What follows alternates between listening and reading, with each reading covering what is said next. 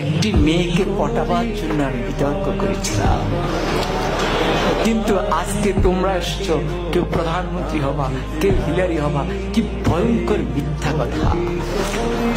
কারণ আমি একটি মেয়েকে শুধু পটাতে চেয়েছিলাম। কি দিয়ে? বিতর্ক দিয়ে। সে আমাকে পাত্তা দেয় না, সে আমার দিকে তাকায় না। আমি তখন অষ্টম শ্রেণীতে পড়ি, শুধু তার দিকে একবার তাকাবো, কি সেই কৌশল, কিন্তু সে তাকায় না। পরে ভাবলাম বিতর্ককে আশ্রয় করি, সেখানে যদি দাঁড়ায় তাহলে মেয়েটি মনে হয় আমার দিকে তাকিয়েই থাকবে। এই আশায় আমি বিতর্ক করেছিলাম। এরকম আশা নিয়ে একবার আমি সিলেট যাচ্ছিলাম। তখন আমি আর অষ্টম শ্রেণীর বালক নই, এয়ারপোর্ট স্টেশন থেকে উঠেছি। তো যাওয়ার সময় ট্রেন, সকালে সিলেটের ট্রেন, আমি উঠলাম। উঠে আমার সিটে গেলাম, দেখি আমার একটি সিট, সামনে আরেকটি সিট, মানে ডাবল ডাবল না। পরে কেউ আসে না, পরে একটি মেয়ে আসছে এবং মেয়েটি সামনে বসার পর আমি একটু সতেজ হয়ে গেলাম। পুরুষের মন তো। পরে মেয়েটি দেখলাম সাদা গাউন পরা, আমি বুঝলাম সে সিলেট মেডিকেল।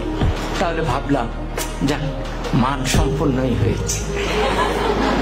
এরপরে ট্রেন এগিয়ে যাচ্ছে, আমার মনে কত কিছু আসে, কত ভাবনা আসে, কিন্তু আমি তো কথা বলতে পারতেছি না, খুব আনইজি বোধ করছি।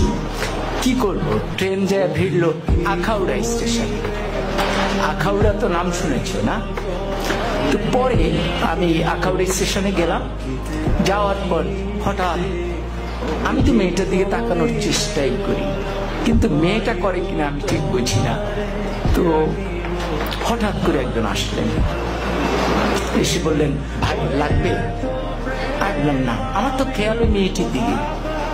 এরপরে উনি একটু দূরে গিয়ে দাঁড়ালেন। এবার আরেকজন আসলেন, উনি এসে বললেন লাগবে? আমি বললাম না। এবার উনিও গিয়ে দাঁড়ালেন, কেউ যাচ্ছেন না। তৃতীয় একজন একটু মোটা, সে আরেকটু ধমকের সুরে, লাগবে?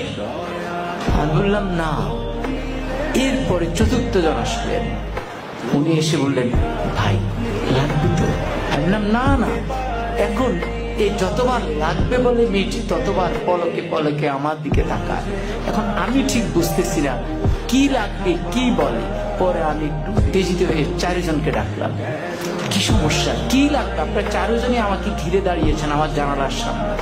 তখন বলবো তো বলে। বললো, ভাই আমরা হিরোইন বিক্রি করি, আপনাকে দেখে মনে হয় দারুণ ভাবে আপনি হিরোইন। ফলে যে মেয়েটির কাছে আমি এয়ারপোর্টের সামনে নায়ক হয়ে উঠলাম, আখাউড়ায় হয়ে গেলাম হিরোইন, বাকি সময় আমি আর তার দিকে ভুলেও তাকাইনি। কিন্তু মেয়েটি ওই হিরোইন বলার পর যে মুস্কি হাসি দিয়েছে, সে হাসিটি আজও আমি ভুলিনি।